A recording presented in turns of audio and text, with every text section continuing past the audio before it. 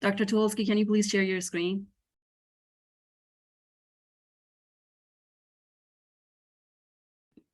Yep. 1 second.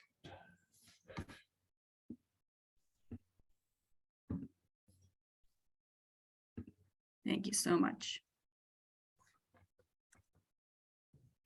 Good afternoon. Welcome to the September Geohealth Quarterly webinar. My name is Azar Abadi, and I will be hosting the first hour of today's webinar. Just a little bit of a housekeeping before we get started. We have an hour and a half for today's webinar. The meeting is being recorded. All the participants are muted. At the end of Dr. Tuholsky's presentation, we will have 10 minutes Q&A for the larger audience. Then I will hand it over to Yoon Hang for hosting the last half an hour Q&A for the early career development questions. If you have any questions during the presentation, please type it into the Q&A box, or you can unmute yourself at the end of presentation and ask your question. A recording of this webinar will be available on the AGU YouTube channel. With that, I'm going to introduce our speaker. Dr. Tuholsky received his PhD in geography in 2020 from the University of California, Santa Barbara, and he subsequently received an Earth Institute postdoctoral research fellowship from the Columbia Climate School to work at the Center for International Earth Science Information Network, also known as CSIN. He recently joined Montana State University as an assistant professor of human environment geography. His research focuses on the nexus of climate change, urbanization, and food security, with a recent focus on understanding how extreme heat harms human health and well-being. With that, we'll go ahead and turn the time to you, Dr. Tuholsky, and we are really excited and happy to have you here today.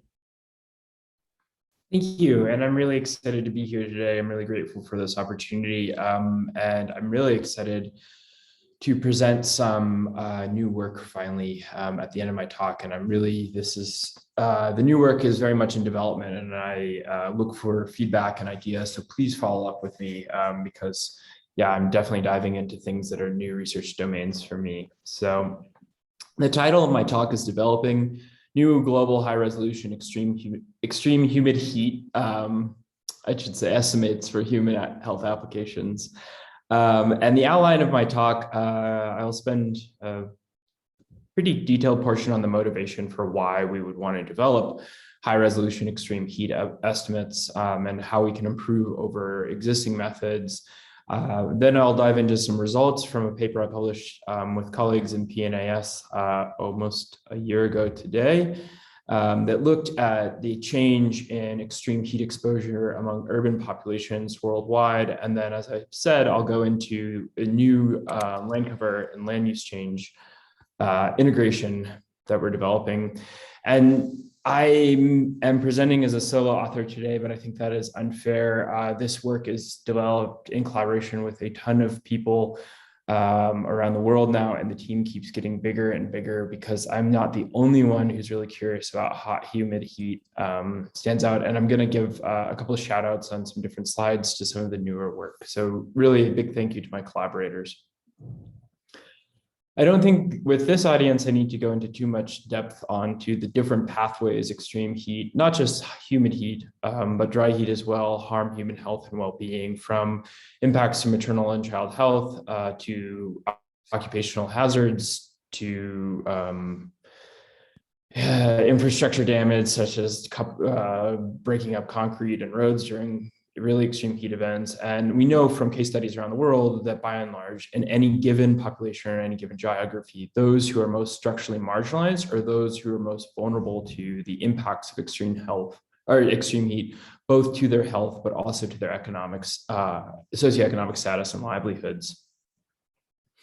And for me, this is a paper Marshall Burke wrote that I'm sure many of you are familiar with. And I was a first-year graduate student when this paper came out, and for me it was really motivating because I thought I think the results are really powerful because of how, in some sense, simple they are.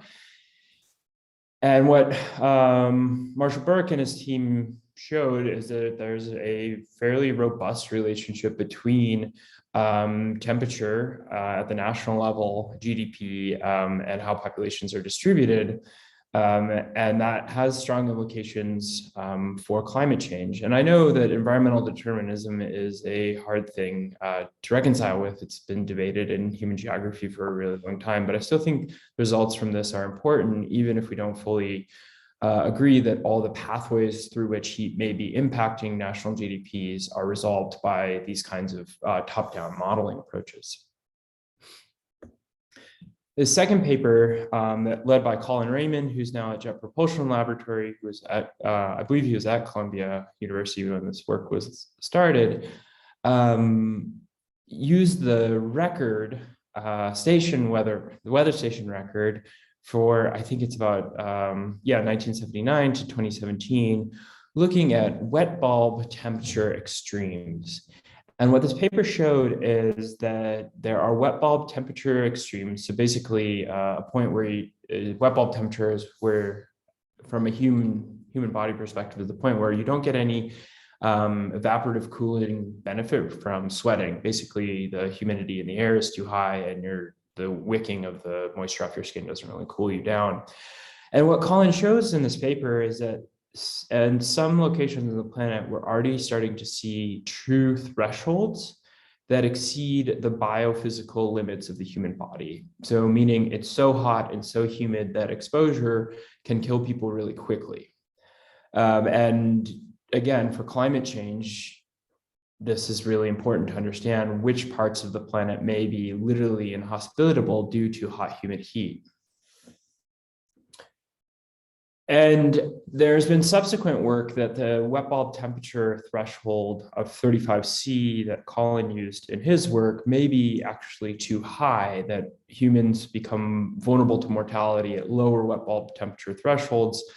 This recent work published this year is pretty cool, and I've read it and I need to read it again to fully understand it because it's human physiology. I am a geographer and I'm just really learning to understand how human physiology and heat work a bit down to the cellular level. So again, I really welcome feedback or point me to literature that I should catch up on as I learn that side of the hot human heat equation. I think another motivation is this question of hot heat versus humid hot heat. So there are a few things I want to point out and that I want to argue here is that if you look at the epidemiological literature, the mortality response or the exposure response functions or dose response functions from many case studies tend to show that when you add in a humidity parameter, you don't get any added impact in terms of, say, ER visits, that it doesn't give any additional information. And what I would argue is that almost all of those studies are from the global north.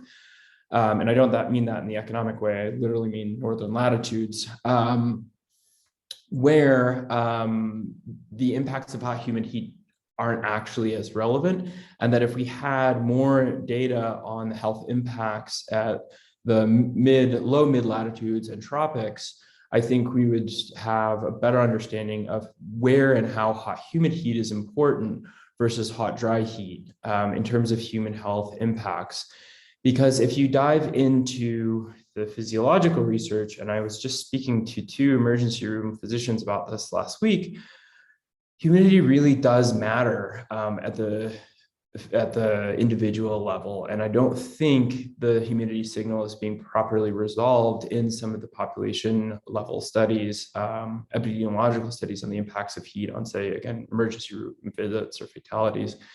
I'm a fan of Danny DeVito, but at the end of the day, the analogy that is in the media a lot, especially this last summer, is that basically the human body, once we hit these wet bulb temperatures of, say, 32, 33, 34, we're basically hard boiling our body, and our inside actually, we start to cook like a hard boiled egg.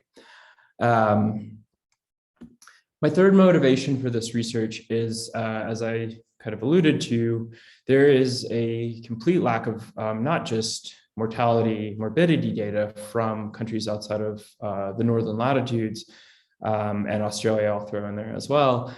But there's also a lack of high resolution, accurate meteorological or climate record for the last 40 years.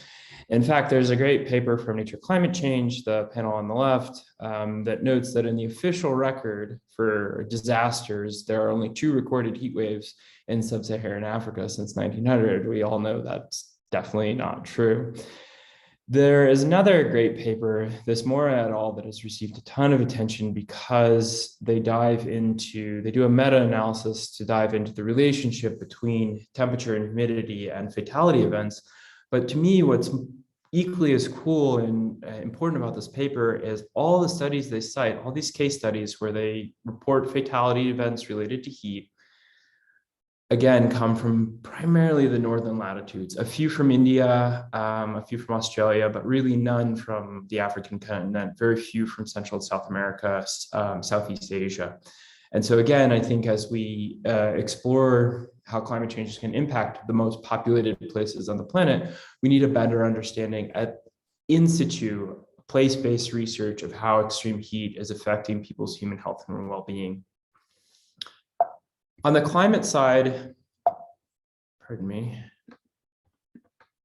On the climate side, again, there's work I've done from the PNA's paper, but another paper, or perspective that Ben Zajac at Johns Hopkins University and I led.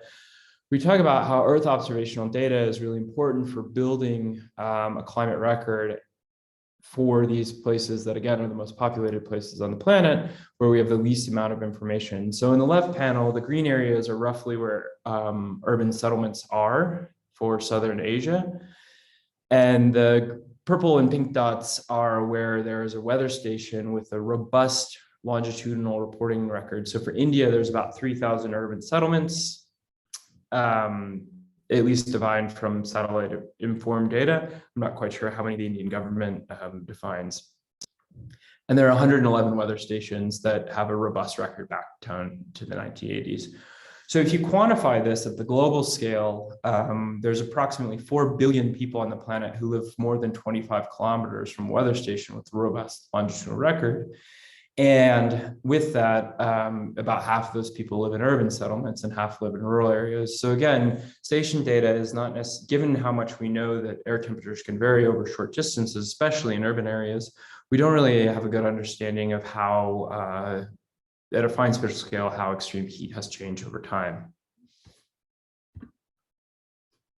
The fourth motivation is this awesome paper by Manoli that used this really cool data set that Season produced that looks at the urban heat island effect. I think it's centered in 2013 or 2015. And what Manoli's team did is they modeled basically what are the drivers of the urban heat island effect. And again, for this audience, I'm not going into detail, but it's the general idea that an urban area due to the built environment is warmer than its surrounding rural area, or what was there. So if you have a city spring out of a forest, that city again should be hotter. But what really stands out to me about this Manoli paper is actually that the urban heat island isn't as ubiquitous as some people might think, and that some cities actually are cooler than their surrounding environment because they're bringing in moisture to cool down their cities. So like Khartoum is one that they think might be cooler. Again, this, I believe, only looks at dry air temperatures. And I think that I want you to hold on to that, especially with the Khartoum example. But the urban heat island effect isn't as ubiquitous. In some areas, it's not, some very large cities, it's not really observed at all. And if you look at that urban green cover, okay, I think you can see my mouse. This one's really interesting to me as well, that you have these cities and Southeast Asia with higher percentage green fraction than ones in Europe, which kind of goes against the notion of wealth driving greenness in cities, at least at the global scale. Again, that's just kind of my opinion, anecdotal evidence. I think more research could be done on this. So when we come into the motivation for this research, this is actually 9 pixels from my data set. Each pixel is 5 kilometers wide. So we have 15 by 15 kilometers right now. And the different colors are the rate of change in a hot, humid heat. I can't remember where I pulled this from. That's not so important right now, but this is what the information we have is a number ascribed to a box in terms of a change of hot, humid, heat. And I'll go into what I mean by hot, humid, heat in a few slides, but we don't really know beyond, we don't know what is driving this change at any given location on the planet per se. We know with hot, humid, heat that we have a measure of ambient temperature and a measure of humidity or available moisture that is driving that change in hot, humid, heat. And we know for ambient temperatures and humidity that for a given pixel, it's some combination of climate change forcing, climate change warming, climate change changing moisture regimes in a given, again, 5 by 5 km box. But we also know that land cover land use change also can influence both of these parameters. And what I think the Manoli paper does a really good job of illuminating is that these processes vary. There should be some general resolvable patterns as to what's driving the change in temperature, humidity in a given pixel, but it's going to be a complex and highly spatially heterogeneous pattern depending where you are on the face of the planet.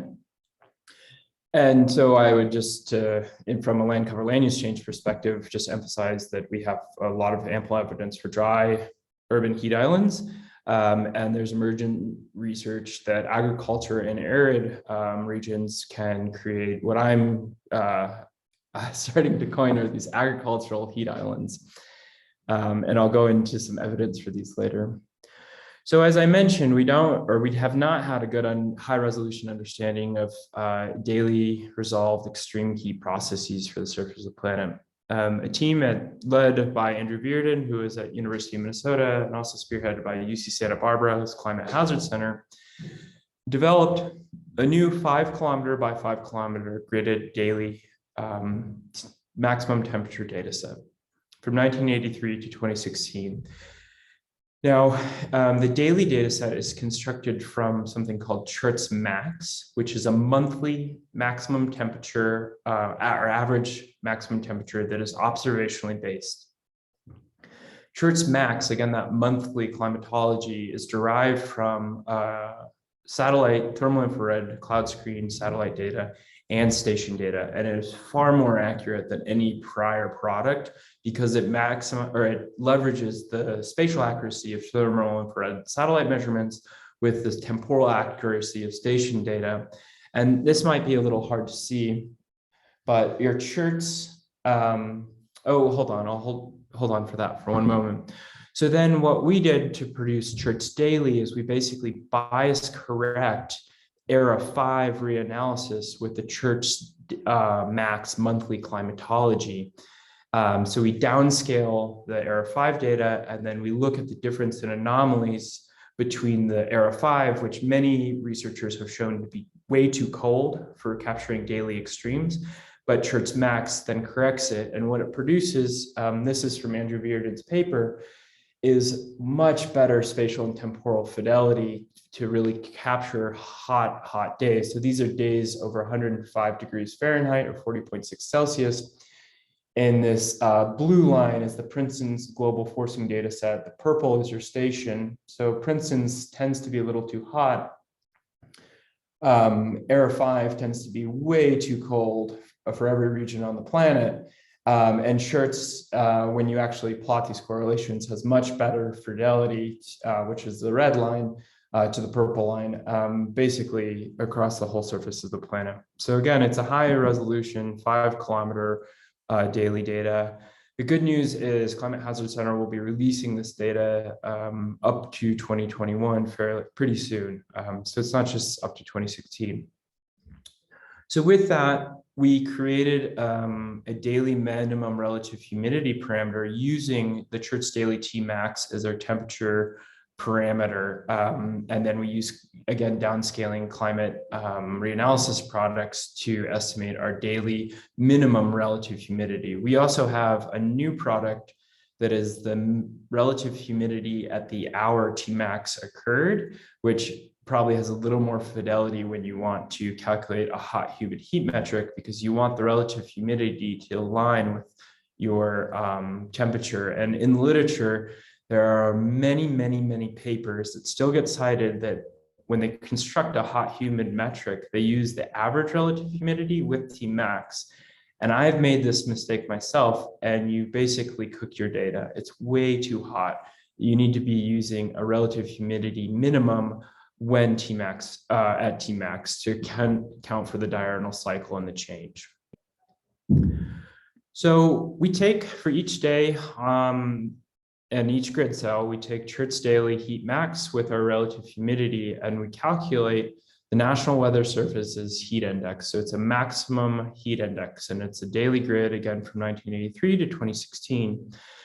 And then we convert that to wet bulb globe temperature. And this is very much an approximated wet bulb globe temperature. And the reason we did this is because the International Standards Organization has criteria for occupational risk to heat based on wet bulb globe temperature. And because this is a global data set, we wanted to try to align our data with a global standard. A caveat about our daily wet bulb globe temperature is you'll see it's a linear transformation here based on relationship between heat index and wet bulb globe temperature at different levels of relative humidity.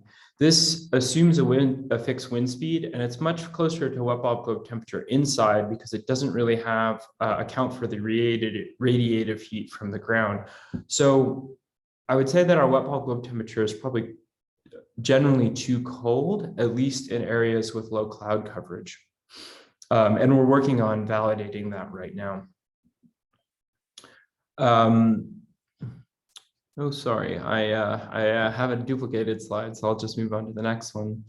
So the second thing, or the next thing we did to understand, to use this, daily high resolution hot humid heat data set is to investigate how extreme hot humid heat has changed in tandem with urban population growth. And so this is a map of the planet using a really cool remote sense derived data set called the Global Human Settlement Layer Urban Center Database.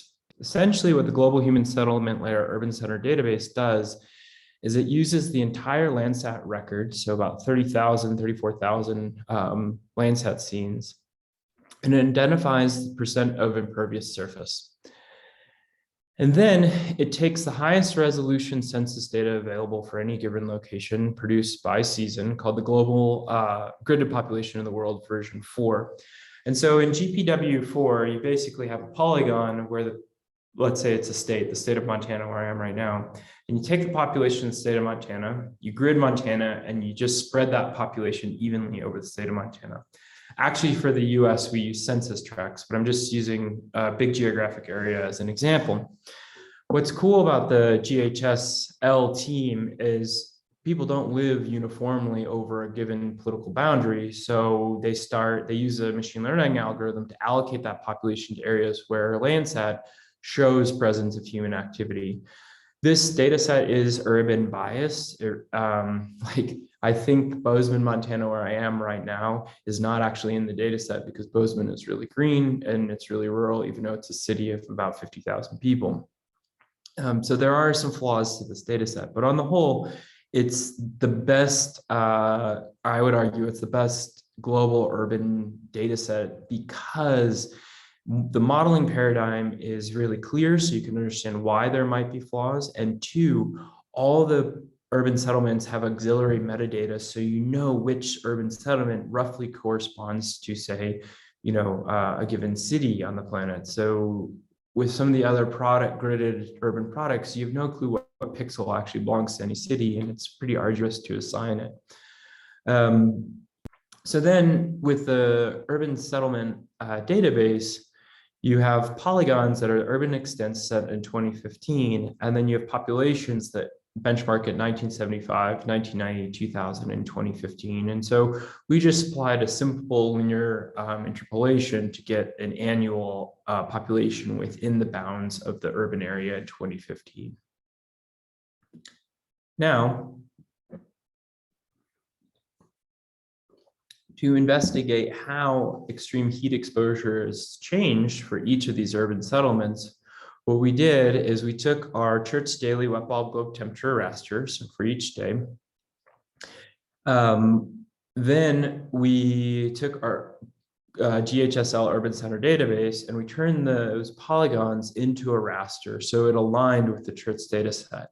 And then for each day from 1983 to 2016, we calculated an area average wet bulb globe temperature. So this is the Nile River Valley, a bunch of different urban settlements going down the Nile River Valley. And each of these settlements gets an area average daily wet bulb globe temperature. This built about 100, well, we built a lot more than 150 million observations, but it built a huge data set. And then what we can do is using those ISO thresholds for occupational risk to dangerous heat, we can isolate days that exceed those thresholds and ascribe them in each city. So for a given city, let's say New York City, we have a record of every heat wave, including the duration, dates, intensity, since 1983 to 2016, and we have this for 13,000 cities on the planet across 3 different thresholds: wet bulb globe temperature 28, 30, and 32, which follow the ISO guidelines. So then we want to know, well, how has exposure changed? And this is, to make the data set digestible and do some descriptive analysis, what we decided to do is use a metric called person days, which I'm sure many of you are familiar with. But basically, with person days, you've taken in any sort of exposure, so in this case heat, but you could do it with air quality, and you multiply it by the number of people exposed. So for a given year, say 1983, let's say there were 2 hot days and there are 100 people, there would be 200 person days for 1983. That's very hypothetical. What's cool about this, doing this over time, is if you have the population for a given year and you have the heat for a given year, you can back out the signal whether population increasing is driving the rate of, increased population drives increased exposure, or increased temperatures drive the rate of exposure. And then you can look, you can estimate or fit lines to that and have your annual rate of change, again, whether it's population driving extreme heat exposure or change in temperature. Now, again, come back to this at the end of my talk, but remember that change in temperature is being forced by both climate change and land cover land use change for any given location. So these are what the annual results look like. This was, again, you can read about it. I'm not going to spend too much time. I've also presented this a lot because I want to get into the new, more exciting stuff. But the yellow line is your global rate of exposure. So how many people, person days per year globally, how much did it increase? The blue line is the contribution due to population growth, and the purple line is the population due to warming. And you see that there's been about a 200% change if you do 1983 versus 2016 in global exposure. And if you look at the regression coefficients of those lines, the purple line plus the blue line equals the slope of the yellow line, and the purple line is about 1/3 of our global rate of change in extreme heat exposure. So this means that total warming, let me rephrase that. This means that without population growth, just fixed number of people in all of those urban settlements, about 1/3 of that would come from total urban warming. But the spatial patterns vary greatly. Just a caveat, the more extreme dots in all of these plots are plotted over the top. So there's little visual bias here, but the patterns of exposure are, geographically where we would expect in the tropics and mid-latitudes. And you'll see in a second that the rates of change are, when you zoom in, are really spatially heterogeneous, especially when you account for whether it's population driving the signal or it's warming. So you'll see that in some of these areas, it's really population driving, again, that total rate of exposure. But then in southern India, and there's a lot of different hotspots, North Africa, the rate of change in exposure is really a combination of both population growth and warming. We can also look at just the warming signal alone. This is the number of days increased per year. So the pink, the darkest purple are 3 days per year. So 3 days per year over 70 or over 35 years or 34 years is what, like 105 days increase. And we actually found some cities that are saturating where you're having, I think we found one heat wave that was 403 days long. So basically every day for a year, over a year, exceeded this threshold. This was a city in Indonesia.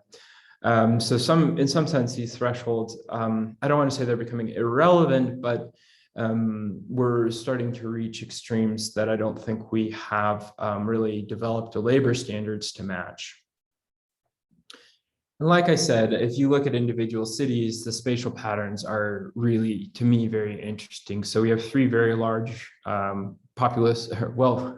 three of the most populated cities on the planet: Kolkata, Delhi, and Dhaka. And here we have the rate of change, or pardon me, the annual count of hot, humid days using this wet bulb globe temperature of 30 C. And you see that Kolkata is warming much faster than Delhi and Dhaka. And that kind of opens up the question, well, why? Why is Kolkata warming faster than Delhi and Dhaka? And is it a climate signal? Is it a land cover land use signal? And why I think, especially for place-based research, this is really important, is countries are starting to invest a lot of money into infrastructure changes and to extreme heat adaptation measures. And if it's land cover land use change driving the signal, we need to understand which land cover changes actually mitigate this heat and which may make it worse, especially since there's evidence showing that we could actually worsen extreme heat exposure from a hot humid perspective by adding more moisture to an urban environment. And yeah, I really, again, want to emphasize that these top-down models, I think, are most important because they allow us to dive into the local scale processes and compare them to drive place-based research and place-based interventions. So this data set was released by NASA CDAC. There's a NASA RSAT webinar where I actually walk through some code. It's publicly available GitHub. All the code to develop the whole PNS paper is publicly available. And I'm happy to follow up with folks. I'm not going to do a tutorial here. Yeah, just because we just did one with NASA RSAT training, but I'm happy to help people use this data set. So again, it has the person day estimates for each urban settlement. It has your warming trends for each settlement, the heat waves for each urban settlement, again, duration, frequency, dates, intensity. It's all publicly available, and it's for 3 different wet bulb globe temperature thresholds. So the question we started to think is like, well, what's next? We've looked at this pattern for urban areas, but I think I haven't checked the UN numbers recently, but I think 45% of the planet still, they don't live in urban areas. So what is happening to rural populations, and how are these processes manifesting across the urban-rural continuum? And so what we did is we took our data set and we said, you know what, we can disaggregate it away from urban areas and just look at the change and count hot, humid heat days per year at the pixel level. So this is, could somebody mute their microphone? I'm not quite sure who that is. Thank you. So these are our hot, humid days per year at the pixel level. It's the count days, and you'll see, like, if I slow this down and you dive into it, you can just see the effects of El Nino on different regions just pop. You also, when we regress this, you see that, I'll show that in a second, which places on the planet are facing an increase in hot, humid days across these 3 different thresholds. So this data set, again, it's in beta release. It's not fully done, but it's publicly available, again, through NASA CDAC. Each raster is just the count hot, humid days for a given year. So 1983, if a grid cell says 3, there's 3 hot, humid days. And then we have the trends where the grid cell is your regression coefficient. So if it's 0.5, it increased in a grid cell, it increased by half a day per year for 34 years. So what does this look like?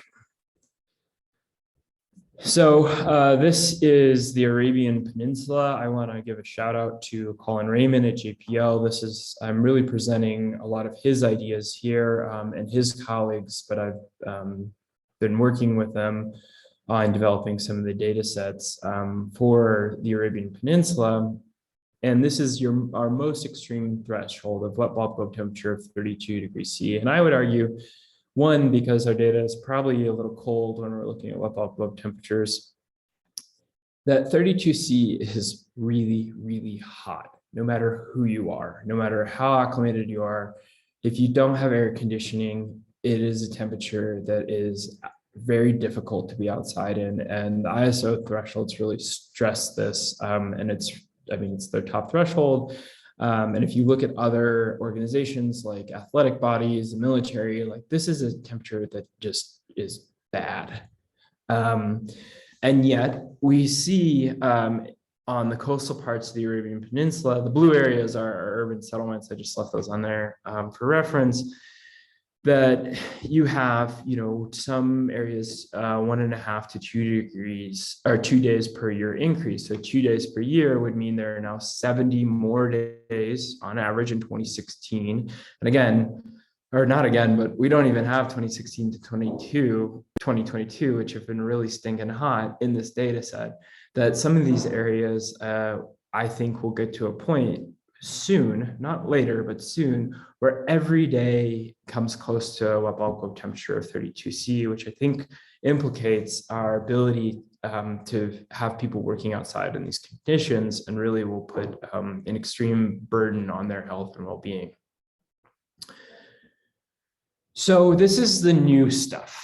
And this research was funded through a NASA early career land cover land use change grant that I was fortunate enough to receive with Nina Brooks, who's a professor at University of Connecticut, and she's really an expert in maternal and child health. And I wanted to show some figures we're developing specifically on the maternal child health data side, but I think I'll run out of time. So we're just going to focus on the land cover and land use change integration. There's this fantastic data set. It's on UMD's, University of Maryland's Global Land and Discovery webpage. It's also available from NASA's Land Processes Distributive Activity Archive Center, or LPDAC.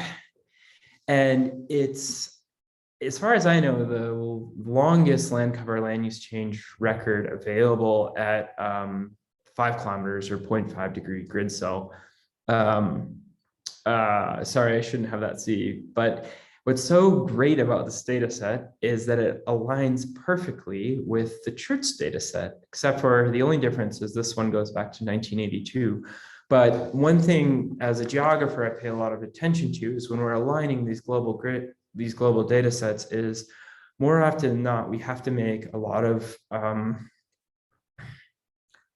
we have to adjust the data spatially that I think leads to a lot of inaccuracies, especially in coastal areas. If we're reprojecting different rasters on each other, we're reformatting grid cells. If you want to look at pixel level change, like I've done this with many global data sets, is they'll shift and they'll change, and it's not, your pixel level analysis is really not exactly what you think it is. And unfortunately, because it's fundamentally just geometry, there's not much you can do about it other than just reprojecting and noting that your data sets don't align perfectly spatially. But these two data sets, the land use or the long-term global land change data set and the CHRTS data sets, thankfully align right on top of each other. Although the global land change data set has the poles where CHRTS is quasi-global.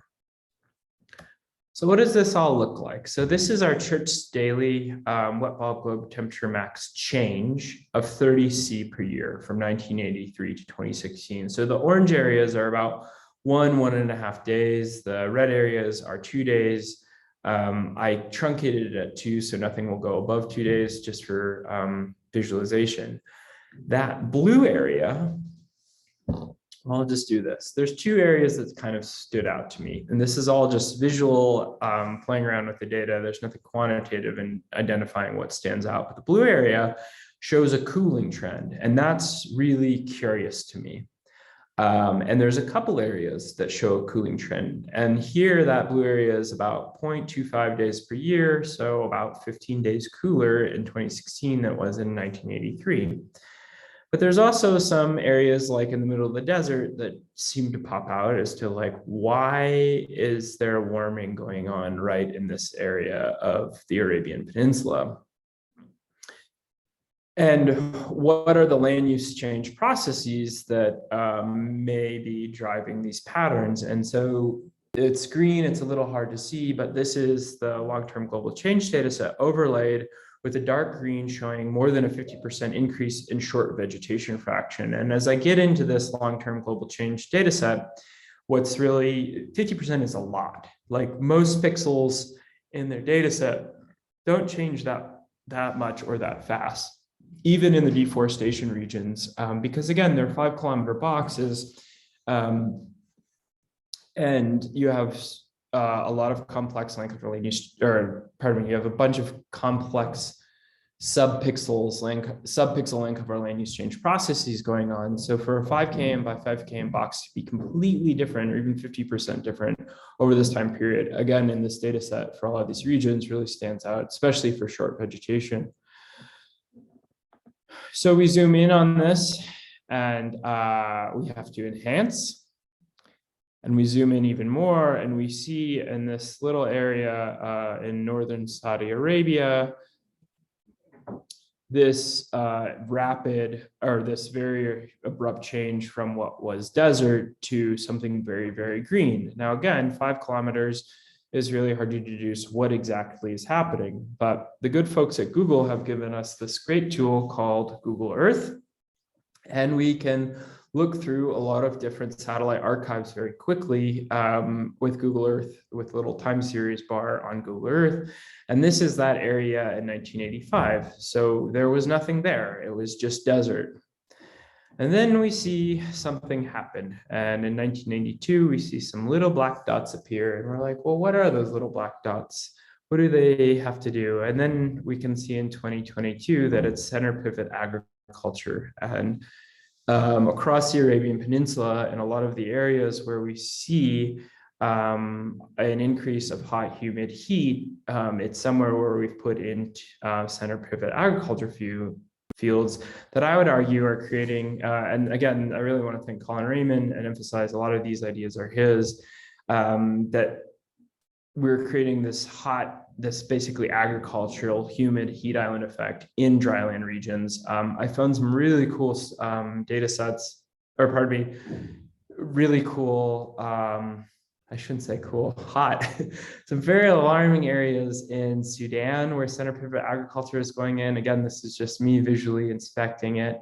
And I think in arid and semi-arid regions, there's this question as we bring in industrial agriculture and really start pumping groundwater to produce food, which is prerogative of many, many development organizations.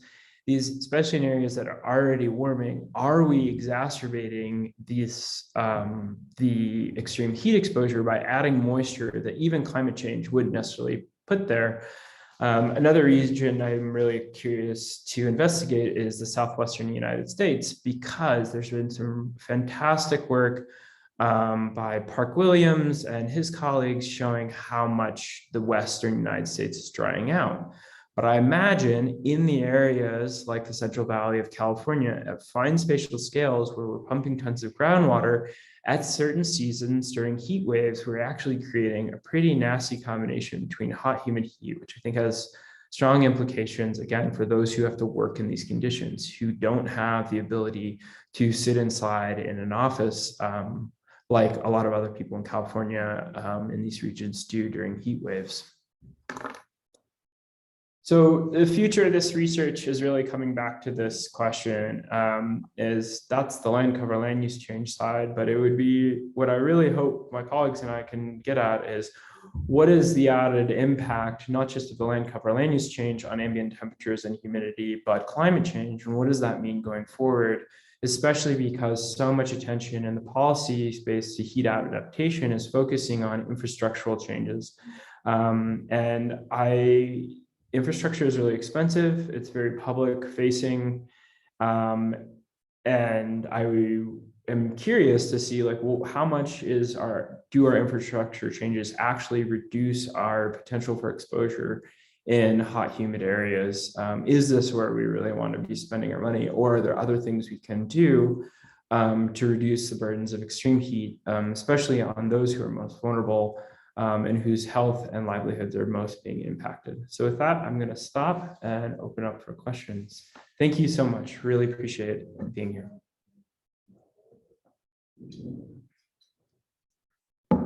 Thank you. Thank you so much, Dr. Tucholsky. That was an incredible presentation. Thank you for preparing that for us and also presenting it on a Friday afternoon.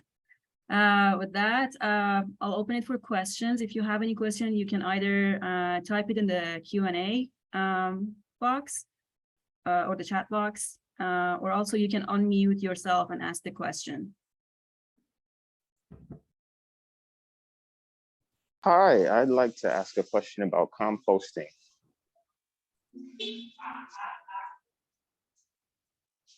Please go ahead. Okay, seems there's a bit of delay, so I'll just keep speaking. So I'm in the Central Valley, as he mentioned, and I'm going into farming. So this is definitely a specific concern of mine in terms of groundwater. Furthermore, for those who aren't aware, the Central Valley has a unique, acute situation with groundwater shortage. And so I'm thinking with incorporating a composting program, actually a quite diverse one. And our operation is going to be diversified fiber livestock and produce. So I'm just asking, how do you see composting as mitigating, to what extent, and in terms of, everything that composting does for soil and its relationship to water use? That is something I have never thought about. So like a good academic, I'm going to make a bunch of, no, I'm going to be very straightforward to say, I cannot answer that with an intelligent way. And I'm really excited that you spoke up because it is something I would love to learn about. But I guess the thing I would say, based on my limited knowledge, is that in any agricultural system, I think matching your crops and your agricultural practices that match the biome probably makes sense the most. But I really can't speak to how much composting itself would reduce extreme heat unless there is a mechanism from which it can reduce moisture fluxes or land surface temperature impacts on ambient air. But yeah, that's really exciting, and it's something I'd love to learn more about. So thank you for your question, and maybe we can follow up. Oh, for sure, I'll be glad. I'll copy, I'm sure you'll have some contact information somewhere. I'll send something out to you. We're actually working with several groups regionally and nationally to get that piece out there, because there is some research, and I would love to have your input or conversation. So thank you so much for the presentation. It's been wonderful so far, very informative. Yeah, thank you. That's a great question. And now I have something to read this afternoon, so I would definitely dig into that. Rebecca, please go ahead. Hi, well, thank you so much, Dr. Tucholsky, for the presentation. I really enjoyed it. I am a public health student at the University of Arizona, and I wondered if you could speak a little bit more about one of your slides. You had made a comment about the green cover in cities of Asia versus Europe, and a comment about maybe the economic status of those areas and it being counterintuitive to what you would normally think. Yeah, making sure I'm on mute. That's a great question. And it's something I've just been pondering recently, but I'm not alone on this. So as a geographer, I think about spatial relationships all the time. And what was beaten in my head is this thing called known as the modified areal unit problem that ecologists developed. And it's basically that any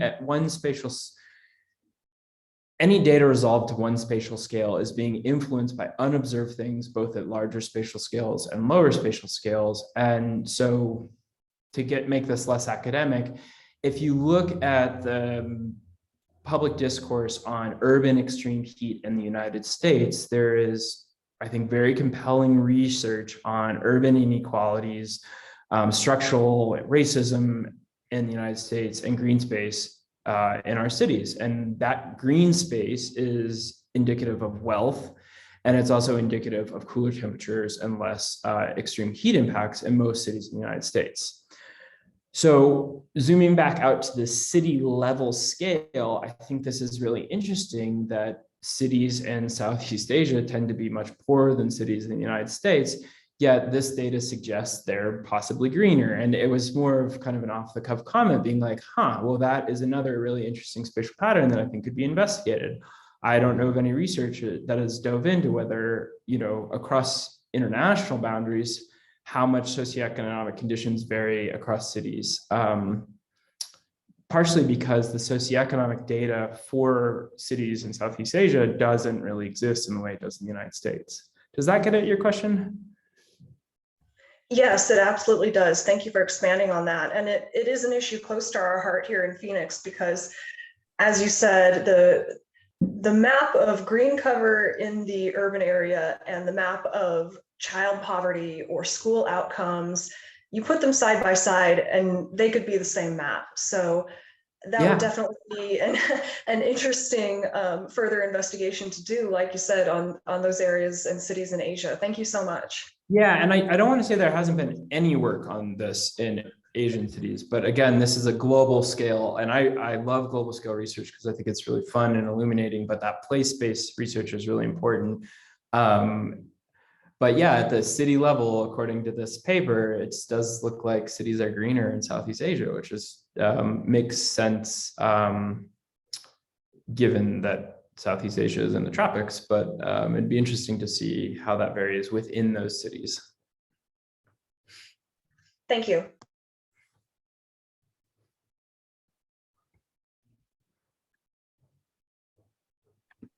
Please go ahead, Luke.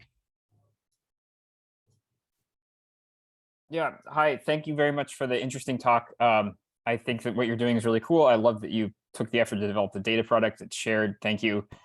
I have a question. I might have missed it in terms of the methodology. Did you use any accounting for solar radiation or sun exposure in your maximum wet bulb globe temperature estimate, or is it using all shade weather station data? Yeah, Luke, I'm really glad you're here. I don't know if we've ever met, but I really admire your work. So I'm really excited to get a question from you. So this is a question that we are working on. Let's see if I can pull up that slide so you can just see it. So in short, no, it doesn't have this Bernard and I'm going to mispronounce this last name, but Ahiencho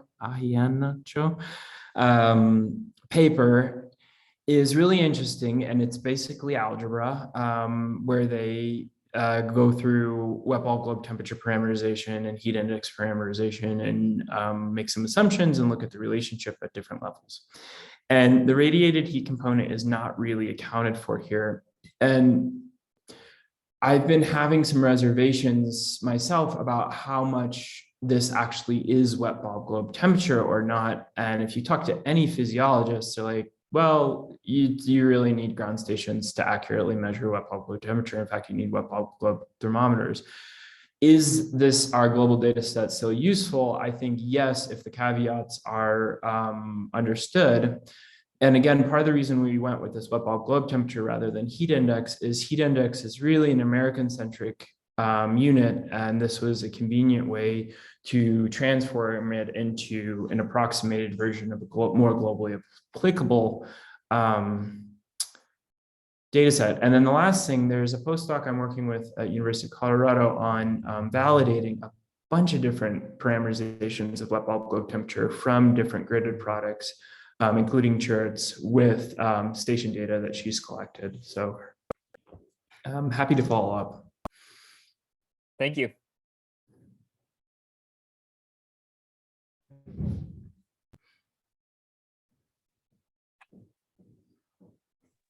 Maybe I could just jump in on that for a second. Sorry, jump in. Go ahead, go ahead. On the move and couldn't raise my hand. Hey, it's Ben. Hey, Cascade, great talk as always. Just following on that question, right? So it's so interesting, right? Yeah, the WBGT data set that you produced and that anything any of us do using satellite data and other proxies is going to be limited, in terms of how it represents a measurement on the ground. Turning back to some of the ideas you closed with about thinking about different mitigation strategies that maybe take into account things like humidity. And if I read your comment correctly at that point in the talk. It's maybe a little bit of healthy skepticism about what kinds of interventions might really reduce people's heat exposure. So if then we go back to your data set, or any of these data sets that we're all generating, how do we best apply those to inform a mitigation question? I mean, do we need to add other additional data to the WBGT estimate to get at whether what kind of intervention might be relevant, or is there some way that we can think about using the proxies directly? Yeah, so I'll speak really specifically about where my thinking has gone with this, and then I will speak more generally to your question. So with our data set, one thing we're exploring is, I believe, is that the Aero 5 land has a radiated parameter that we could regrid to 0.05 and come up with a couple other approximations of wet bulb low temperature, but we then also don't have the wind speeds and it gets more complicated. So to your more broad question is, how do we look at whether something like an intervention is effective or not? I would argue that we have to match the monitoring of the intervention with what it's intended to do. So for example, if you're going to paint an entire city white, which seems like probably a good idea in some places, to monitor that over time, not just land surface temperature, but just start with air temperature. How much does it decrease air temperature? And I think the second thing is, with that is, I think we needed a more robust, easily accessible global network of ground monitoring. And I think pairing that with the satellite observation is really our golden ticket to understanding these processes. But the second thing I would add comes back to just public health exposure in general. And this is the part where I think we really lack, is the qualitative understanding of the structural processes about who is being exposed to these things in general. And that the climate data, maybe we don't necessarily need to resolve that anymore, but we need to understand who is most vulnerable in a given population, and then what things, whether they're policy, private sector, revolution, I don't know what, alleviate that burden. And that side of the demography and the social science, I would say, is much harder to understand it from a satellite, and much harder to understand with top-down research, or as an American sitting in Montana, flying around Google Earth, looking at Saudi Arabia. Like, I think we need structural interventions, not just infrastructure interventions, to reduce extreme heat in a lot of these places. Great, thank you. We have 2 more minutes before handing it over to early career folks. Any other question for Dr. Tucholsky?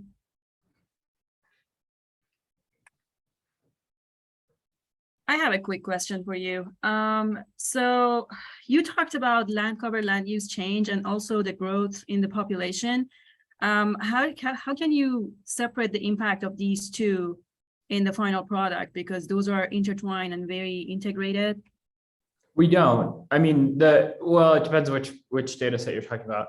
The initial PNAS data set, there's 2 things that I would love to do. One is exactly what you're saying, is the demographic change versus built environment change, which doesn't get resolved. Essentially, we're looking at a fixed boundary of a city, and we have no clue who is moving into a city, and how the infrastructure is changing with that analysis. Our analysis doesn't shed light on it. The second thing it doesn't resolve is whether in a given area average of a city, whether it's climate change driving it or land cover land use change. It's probably a combination in all of those, but the area averaging of the cities, I would say, is a big drawback, because like LA, Los Angeles gets resolved as one area average city, and it's the size of some of the countries in our data sets. So in that data set, so that's, I think, a pretty big drawback from this global scale analysis. And that's why the disaggregated pixel level data, I think, will be more informative, because there are some pretty cool data sets, both in terms of the urban rural gradient, like how urban one of those pixels is, how many people live in it, and then the land cover land use as well. And I think you can start decoupling that. The problem with all of it is there is a lot of noise and spurious data in any of these global data sets. So some of the remote sense-derived population data sets have people living in lake beds and things like that, because that's where the random forest classifier says there should be people, not where their people actually are. Thank you so much. We are at the top of the hour. I'll hand it over to Yoon for the early career development Q&A session. Please, if you have more questions, if you want to stay on and ask your questions in the early career section. Great, thank you. Hello, everyone. Hello, Dr. Dohosky. Good to see you again after the NASA HICAS meeting in June. So for the next half an hour, have a small interview with you, ask you like questions about postdoc experience and early career questions. And attendees online, if you have any additional questions, please send it through the chat box. Okay, so the first question is, you did a postdoc in Colombia. Do you have suggestions about how to find a suitable postdoc position? Twitter, as bad as I have to say. I mean, it's postdocs in terms, okay, few things. There's not the aggregators of postdocs to this extent there are faculty jobs. Like, for example, I believe, and I hope somebody from AGU could correct me, I just hired a postdoc, and I think it was going to cost me $750 to post that posting on AGU's website.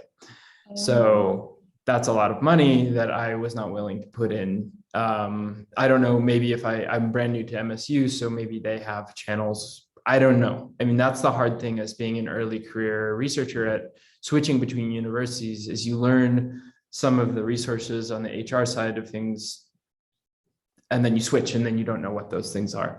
So in terms of finding postdocs, like when I was in UCSB, I didn't really know. Like, I learned about the Earth Institute postdoc just from going to a conference and talking to the folks at CSUN. Whereas whereas other people know, like, I didn't know the Earth Institute had postdocs, even though it's one of the more well-known, well-funded postdoc fellowships out there. I had no clue.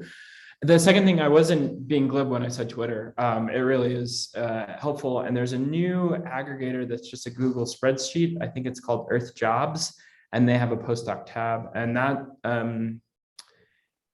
is a little, the only challenging is it's very, very earth science focused. So it's more broader AGU community, like geophysicists, geochem, but you do see, especially because there's so much hiring going on, more sustainability, human environment, human geography type jobs come up there.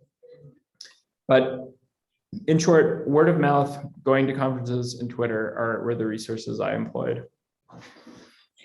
Thank you. Oh, I will say one more thing. The other thing I would add is I highly encourage people to apply for the NSF postdocs. They are really challenging because it's a full NSF proposal. You're doing it while you're finishing your dissertation. But I know a lot of people have been successful with those. And then the flip side is, even if it gets rejected, you basically have an NSF proposal already written that you can recycle later to submit once you have a postdoc, once you're faculty. And that's really nice to have that sitting there when you are starting a postdoc or faculty job. Thank you, thank you. Thank you, very helpful. At least for me, when I was a PhD student, I only know like the AGU or like the university share information about postdoc positions. I even didn't use the Twitter. Yeah, I didn't use Twitter, and now I actually have quit Twitter again because it's too kind. I have about 40 open papers I have to read, and I just decided I'm not going back to Twitter until I actually read the papers I've clicked on from Twitter. Okay. Okay, the next question is, how you prepare and submit a successful research grant? Yeah. How do you prepare? So I have a couple of things I would say about submitting successful grants. The first is, if you can, ask colleagues to share their successful grants with you, or ask your PhD advisor, your postdoc advisor, faculty member that you know and you know well and they trust. And I've never had anyone say no, and more often than not, I've had people just send them to me.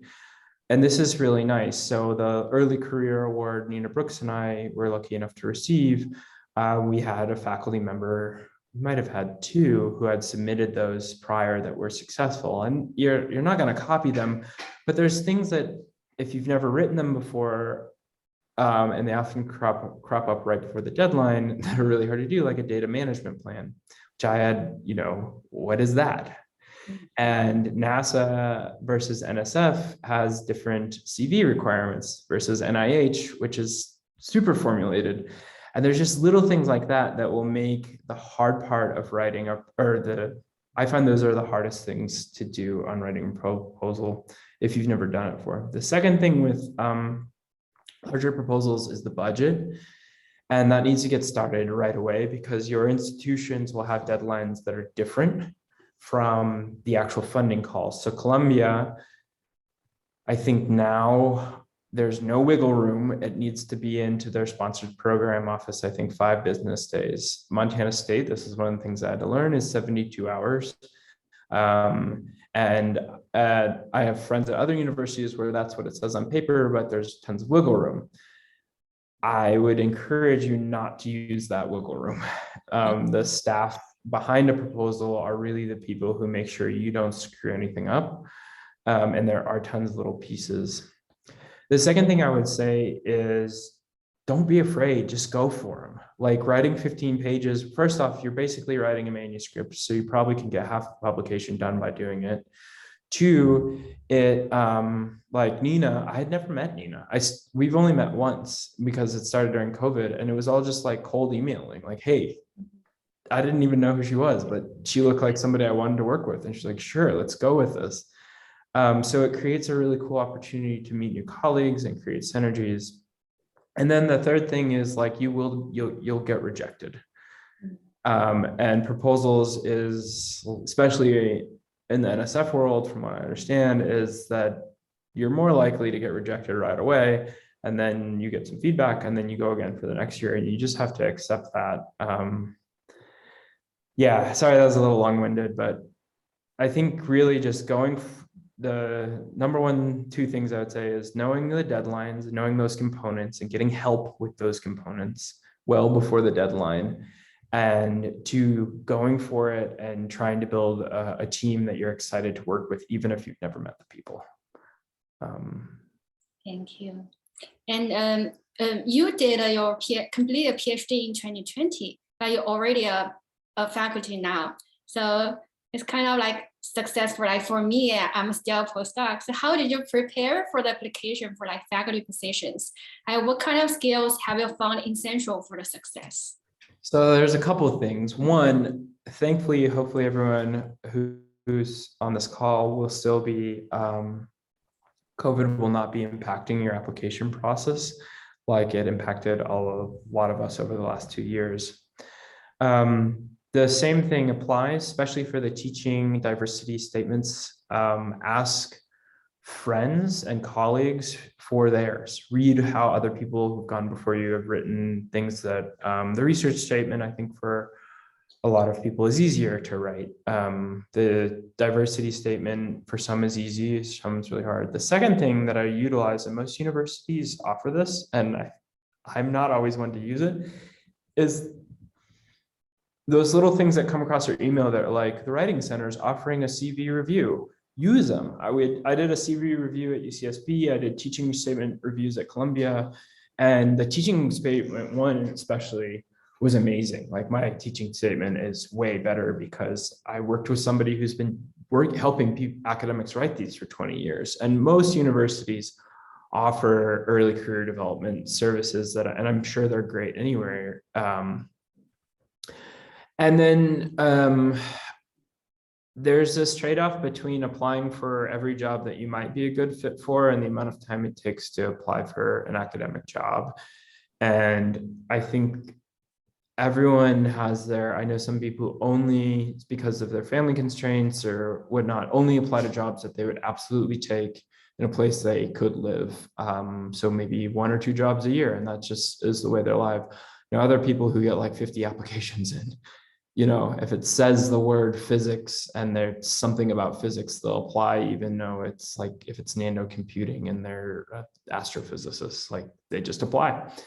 I don't really have any advice on that other than the advice I've been given from hiring committees is just because of what's in the job description doesn't mean that's what they're looking for. And they often get surprised. So for an example that was given to me yesterday actually is that hiring committees often write descriptions to satisfy a dean, but they're really looking for something else. And that's weird university politics that thankfully I haven't had to be involved in. But I say that if there is a place or a job or a department that you're excited about and you're kind of close, you should go for those ones if it's something that's really exciting for you. Even if, again, from the geography side, like if it's a geospatial scientist job, I applied for some of those. I'm compared to the people I know who are actually GI scientists, I'm terrible at it. But they were departments I was really excited, and I was like, well, I'm going to apply and maybe they'll go for it. They didn't, but sometimes they do. I see. And you only apply job for one hiring season, right? No. Okay. Oh, I have one more thing that helped me. Or two more things. I gave a job talk before I was ready to give a job talk. This was actually for a postdoc position where I did terribly. Like, I mean, they're nice people. No one was mean to me. I wasn't bullied or anything, but I was not, it was before I was ready to graduate, and I did so bad and was so embarrassed. I was literally crying afterwards. I'm not joking. And because of that, I've never been afraid to do an interview again. That like, it's totally okay to fall flat on your face and do a bad job and get your slides wrong and say stupid things and argue with some famous faculty member, did all of those things. And I'm working with some of those people now. Like most people in our world are pretty nice. They get that your early career, and failing at it is for me was really important. I know that's cliche, but that really helped me not be afraid going forward. Yeah, sorry. Keep going. Yeah, I'm listening. Yeah. No, I'm going to stop right there. Okay. And your research is you are a geographer, but you also research benefits like people from public health. So do you have like some advice for early career researchers on how to be a better collaborator for interdisciplinary research like projects? Yeah, and this is something that I've been thinking about a lot because I come from a department as a graduate department that's very many of the faculty are generalists. I mean, maybe they don't think of themselves that, but they are. Like they can do so many different things, and it's really broad department in that sense, and you get exposed to a lot of things as a graduate school student there. Mm-hmm. And because of that, it's hard to have the depth that you need in a specific area. And so I kind of alluded to this in my talk. Like I started doing all this extreme heat research, and I was reading as much literature as I found. And at the end of the day, like I don't understand how heat affects cellular level human interactions. Like those are biomecanicists. Like it's so far afield, but I'm starting to like try to get literate in that. And then, so at least I can go to a collaborator, like the medical doctors I was mentioning, and ask them what I think are like my very high level dumb questions about the physiology. And then at least I have some background. So reading widely has been helpful. And then the second thing I would say is the two more things I'd say is one, trust your collaborators. You don't have to know it all.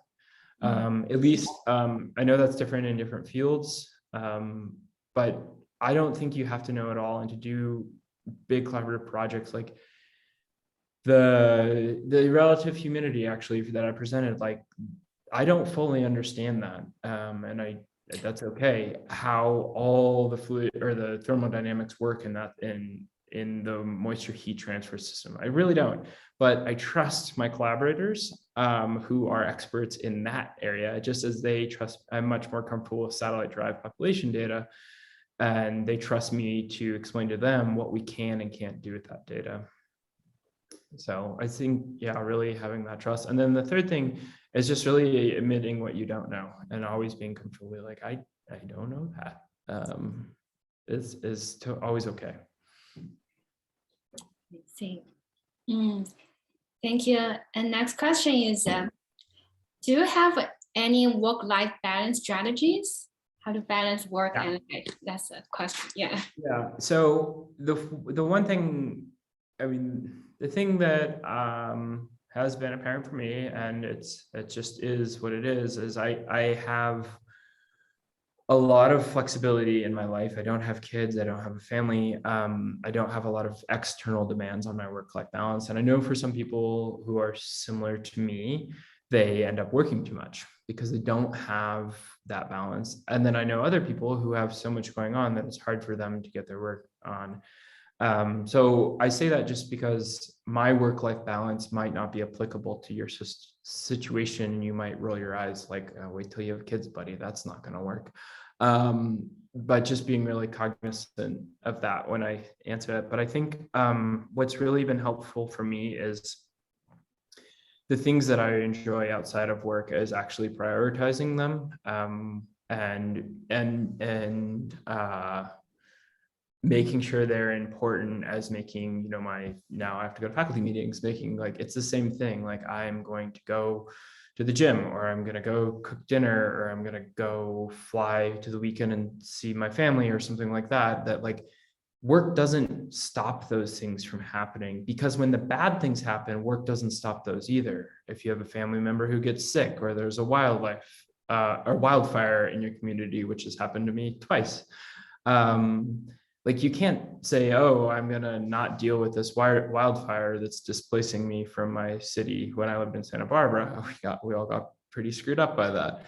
So it's the same thing with the positive things, is be like, for me, like, no, this weekend I have X plan to go see my family, and Collaborators like, sorry, I didn't get you the proposals. And then it's like, well, I'm sorry, we're not getting the proposal in because you. So I think that's really important. It's just recognizing that to build those things that outside of your work into your schedule and prioritizing them in the same way you would with work. It goes both ways though, like, but that's really important to me, is to put those things on the calendar and just, they are what they are. Thank you. Could I ask, like, how many hours, like in general, you spend on work? I'm asking this because some people told me that you need to work like 70, 80 hours a week, then you cannot find a faculty position. Is that true? No, I don't think that's true. Oh, well, along those lines. So this is an anecdote, and I see Sean Reed's on this call. He's at UC Santa Barbara. Maybe he's heard this from some of the faculty members there, but one of our former faculty members once told me he thinks UCSB is a great place for graduate students because, as near as he could tell, and he was being sarcastic to an extent, graduate students at UCSB spend 4 years either partying LA, going to the Himalayas and climbing, or surfing. He's like, I don't know what they do for 4 years, but then in those last 6 months, all of a sudden they produce this beautiful dissertation. And he's like, I don't know how they do it. And he was, again, he's being sarcastic, but what I really realize is, I think for every academic, I know we're all very different backgrounds, but our brains are very active. I don't think you do a PhD if you don't have an active brain. And so much of my best work has come from not working. So I spent a lot of time in the ocean when I was in graduate school. I also spent a lot of time, Santa Barbara has some really nice pools right on campus, just swimming. And I solved so many problems, especially data science or analytical problems, or came up with a new research question when I wasn't working, because at the end of the day, I think we all are always working. But that like 80, 60 hours of just staring at your computer, that I don't think that's good for anyone. The flip side, the only thing I'd add is there were definitely chunks of time where that was true for me. But as I switch into faculty, the time is starting to even out much more into like 40 hours a week of normal work, whereas in grad school is much more of kind of a boom bust summer would come, people would take off, nobody would really do anything, and then we'd get back in the fall and I'd work like crazy. But I really think like you shouldn't, no matter what you're doing, we're all very talented people, unless you shouldn't be working that much. There's just so many other things that most people want to be doing with their lives, and I don't think that it's per se healthy to have a career where you work 60, 80 hours a week every day for your entire life. For a few months, a few weeks when proposals are due or you're finishing up, yeah, that's how it goes. Thank you. Yeah, when I was preparing my first proposal, like I worked 20 hours a day in the last week. Yep. Yeah. Yeah, and that's how it goes. But I think, I mean, I notice this from faculty, especially those who have family, like I don't see that very often with any faculty members I know at any university I've been at. They even that out, except for occasionally with proposals. Thank you. And the next question is, what were some anticipated challenges you experienced in your career? Anticipated challenges. Unanticipated. Unintended. Yeah, okay, well, COVID, we'll just stick that out there. That was interesting, still is. I actually, but I think the most, so I didn't come from the sciences as an undergraduate. I had zero quantitative experience. And I think what's really cool about being an academic is it's like a really long exercise in realizing how dumb you are, but not being like really, this is kind of like Zen Buddhism, but being totally okay with that, because none of us are dumb. I mean, the way our society has shaken us through the great aggregator, where, we're the generators of knowledge is the point of the scientific process. And just being really comfortable with how much we don't know and what you don't know, I think is kind of liberating. And I didn't understand that because I think the trope outside academia is that most of us, the professor is a know-it-all and they know everything, blah, blah, blah, blah. And I actually really was not aware how kind of weird and hard that would be. But as soon as I accepted it, it all got much easier. And you are a professor now. Yeah. The next question is a related question. How about the anticipated joys? So one of the primary reasons I got a PhD, and I know this isn't necessarily true, especially those in the geosciences or STEM fields, is I absolutely love to teach. And I taught English abroad, and I learned that I actually really like to teach university level students. And the only way to do that, at least not the only way, but allegedly the best way, is to get a tenure track job. And I think one of the absolute surprising joys is also how much I don't mind locking myself in my office and working for 16 hours on a research project when I'm really, really, really absorbed in it. And that definitely happens, but it's usually all by choice. But how much, I guess the joy from that is how much the research and teaching, if hopefully this balance works, can be struck right. And because sometimes teaching will drive me insane and I don't think I could do it all the time as my only job. It would be really, really hard because it's challenging and exhausting. And same thing with research. I hit points where I just don't want to write a manuscript, or I don't want to write another line of code, or I don't want to go to another conference. And the unexpected joy is just this really nice balance between the two. That at least in 2 weeks into being a professor, I've had. We'll see. Let's talk in 5 years. Thank you. And was this career path you always intended to pursue? Did you try industry jobs before? No, I did not anticipate this was going to be my career in any sense, but in retrospect, it makes a lot of sense. The second reason I got a PhD is I didn't want to have to pay for a master's degree. And I wanted to go deep. And I just thought what cool, like if I could get into a good program, what a cool thing to do would be to have the freedom to learn and to think. And I think the other thing that's really unique about academia is the notion of mentorship. And I don't know if it, I don't think it, I've never been in the private sector, but I don't know many people who get like 6 years where 4 leaders in what you do give you their time if you have a good committee, or 3 or 5, I don't, committee sizes differ, but, and they give you your time and they teach you what they know. And it's not, it's more ephemeral. It's not in a classroom. It's not in a webinar. A lot of it is just like chatting and thinking really big and abstract things. But I have, the nice thing about most of us with AGU Geohealth is the private sector, I think, is always there and always will be there. And so I don't really want to leave academia, but if it didn't work out, that's okay. And I guess the one thing I didn't say that I really would like to add is with work-life balance, and that question is, I resolve, like, I will never, I don't, if I become the jaded, miserable academic, I will leave academia. And I think we all know who are like that. And you see actually on Twitter, a lot of people just really complaining and railing, and they just seem really unhappy with their position. And I know some of that is, it's easy as a white man to say that. And so I know a lot of that is structural too, but I still think it's, we have, the private sector is there, and it can be a release valve. And I know people who've left academia to private sector, and they're much happier when academia started really souring. So we'll just throw that out there. Thank you. One last question. What are your career goals and where do you hope to be in next 10 years?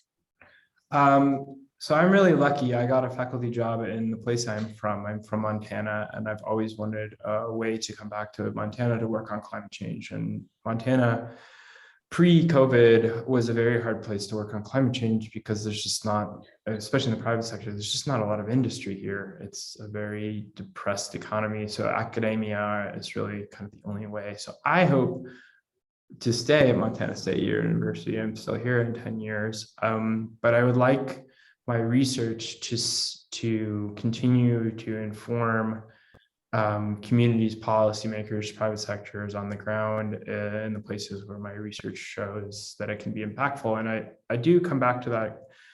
Doing global scale research is really fun for me. It's really, really, really fun. But is it always helpful? And trying to translate some big map that we all know has errors in it to a decision maker in a given community who may reach out to me, that's kind of the next goal, is to get really good at that and build those networks. And I can't do it in every community on the planet, but those that I'm lucky enough to work in, that would be really exciting to get better, more integrated to on the ground impacts. Thank you. Thank you. Your research is so important. Yeah, especially after listening to your presentation today. I totally agree with that. And thank you for your time to sharing your research and career experiences today. And thanks everyone online joining us this afternoon. And I hope everyone have a nice weekend. Thanks, Thank everyone. you so much. Yeah, thank you for this opportunity. Thank you. Bye, everyone. Cheers. Bye. Bye, everyone.